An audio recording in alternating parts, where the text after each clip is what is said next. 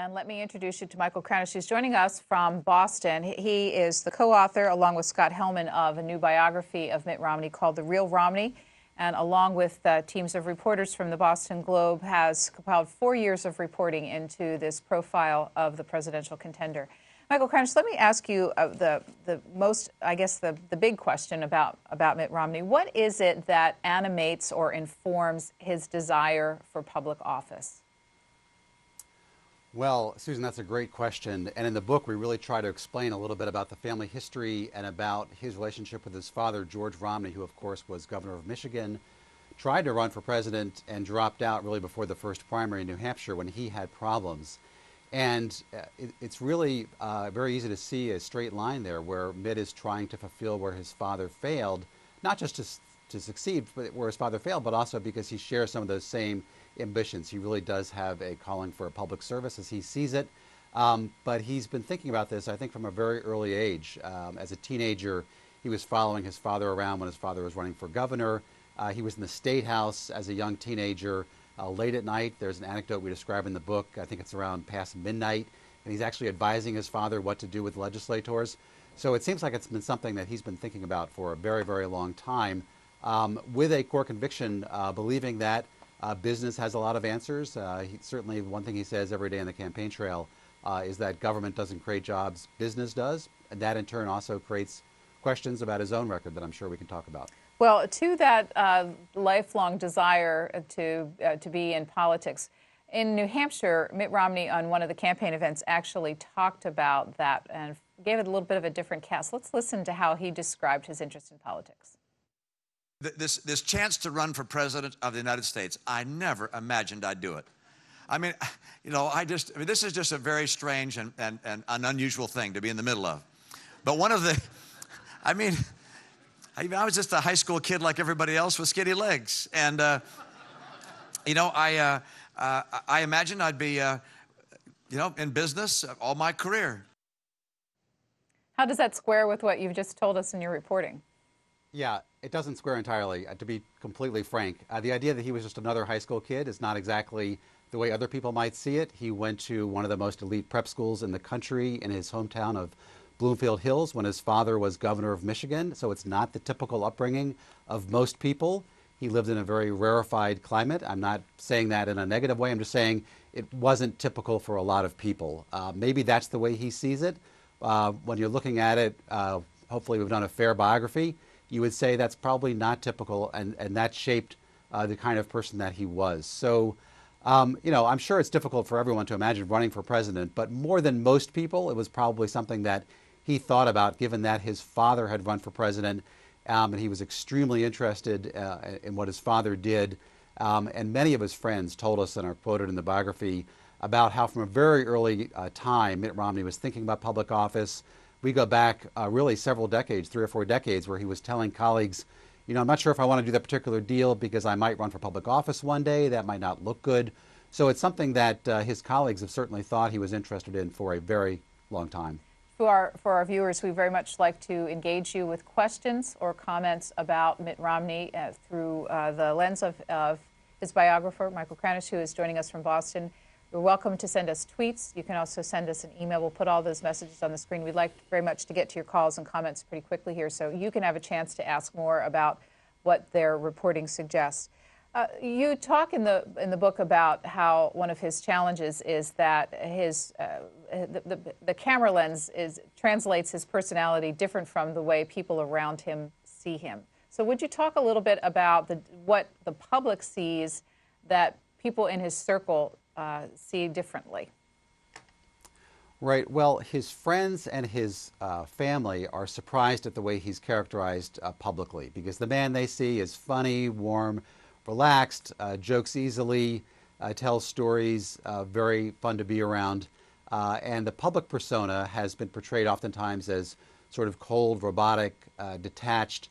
So why is that? We try to explore that step by step in the biography. And one of the reasons appears to be is that Mitt Romney has grown up in these series of bubbles. So I mentioned earlier that he grew up in this rarefied world of Bloomfield Hills and the prep school and so forth. He went off to a Mormon mission in France. He was at Brigham Young University. The world of private equity that he was in was a pretty closed circle type of world. So it's not like he ran for the city council and that he was a mayor and that he's a sort of a glad hander. He's sort of anything but in the way that he's lived most of his life. So I think as a result of that, it has been a little bit difficult for him to connect. And it's really one of the great challenges that he has in running for president, translating the way his friends see him to the way he comes across in public. Obviously, he's a man of great wealth. His background is in a business in which he earned tens of millions of dollars a year oftentimes. So it's not the typical experience, and he does try to relate to the average person, and sometimes when he does so, it comes off awkwardly, because even some of his closest friends would acknowledge he didn't have a typical life growing up, and so it's not something that he's used to doing, and that is a challenge for him. So much in the news this week regarding the Romney campaign has to do with money. His 15% estimated income tax rate, the reporting of offshore accounts in the Cayman Islands, keeping some portion of his wealth. I wanted to ask you, because in your book, you talk about the Mitt Romney who hit the campaign trail in 2002 was very different from the political neophyte, and how his campaign staff anticipated questions like the corporate raider question and tried to inoculate the candidate. I guess when one watches this week, how is it that this pretty vaunted team of advisors around the candidate who have been at this now with him for 4 years let these kinds of issues get ahead of the candidate? Well, that's a really great question, Susan. So to take it back to 1994, when Mitt Romney ran for the U.S. Senate against Ted Kennedy, he seemed completely unprepared for the most obvious attack, and that would be the same attack we're hearing today, that in his business of leveraged buyouts, questioning whether jobs were created or whether jobs were lost. And there were ads very similar to what you see now run against him then that were pretty devastating and were a major reason that he lost that race, particularly on the tax issue you mentioned about the tax rate. It's zero surprise to anyone who's covered Mitt Romney that his tax rate is essentially the capital gains tax rate on most of his income, because most of his income comes from capital gains or what's called carried interest, not from typical salary. So when he said recently that he has paid mostly the 15% tax rate, that is not surprising to anyone who's looked at his financial disclosures or has watched him over the number of years, because that's the way he earns his money. What strikes people is that when he said it himself, it comes across in a certain way where he's essentially acknowledging to the general public that that's the case and that's a lower rate that many people pay. Very interestingly, back in 1994, he was quoted in the Boston Globe as challenging Ted Kennedy to release his tax returns.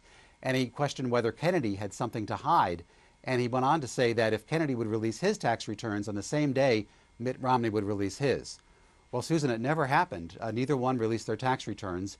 And then in 2002, this was brought up again when Mitt Romney ran for governor. And he was asked, well, you mentioned back in '94 you'd be willing to do so. Would you do so now?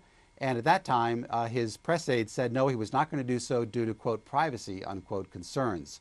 So it's been something that's been going on for years. There's a saying in politics that you should get the story out and get ahead of it and get it out, right away, so that anything that might be a problem or embarrassing, it's long since passed when crucial days come up. This is something that he's been avoiding doing for many years. The Boston Globe, for example, I can tell you, for 18 years since he first ran for office, has been asking him to release his tax returns. And the reason it's important to look at tax returns not just from the last tax year or even a few years, he has not been clear what tax returns he would release. You'd really want to see the tax returns from 1984 to at least 1999 when he was running Bain Capital and a little bit beyond, because those tax returns would tell you exactly how he personally profited from certain deals, and it would give you a much better idea about whether he profited to a certain extent of, for example, companies that lost jobs or where factories were closed. So if he only releases tax returns for recent years, that's really not going to tell you the key information, and we don't know whether he'll do that. And if he doesn't, and if he is the nominee, certainly the Obama administration would say, what have you got to hide, just like you asked Ted Kennedy, what have you got to hide 18 years ago? Here's a tweet about money and Mitt Romney from Mike Murphy, and we'll presume this is not the political consultant Mike Murphy, whom you talk about in your book as having worked with Mitt Romney. The question is, how truthful was the statement that he didn't inherit money? The question of whether he inherited money or not, as I understand it, there was a loan, I think, or some help with his first house a long time ago here in Massachusetts from his father. I saw this morning in the New York Times, I think it was, where there was a comment, I think it was on C-SPAN, in fact, where Mitt Romney had said that he did